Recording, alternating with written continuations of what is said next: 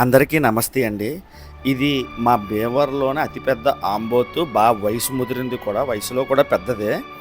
దీని కాలుకి ఎవరో గుద్ది వెళ్ళిపోవడమో, లేకపోతే ఏదైనా తగలడమో జరిగి దానికున్న కాలు డెక్క చిన్నగా ఇరిగిపోయి అందులోంచి అధిక రక్తం అయితే బయటికి రావడం అయితే జరిగింది. రోడ్డు నిండా రక్తమే. అందరూ చూసి చాలా భయపడిపోతూ మా అందరికీ కాల్స్ చేయడం అయితే జరిగింది. వెంటనే డాక్టర్ ఏడి సుధీర్ బాబు గారికి ఫోన్ చేసిన వెంటనే సాయి అనే ఒక డాక్టర్ని పంపించి వెంటనే చికిత్స అయితే చేయించడం మొదలుపెట్టాము. నిజంగా ఇవి రోడ్ల మీదకి రావడం వల్ల ఏదో ఒక రకంగా ఇబ్బంది పడుతూనే ఉంటున్నాయి.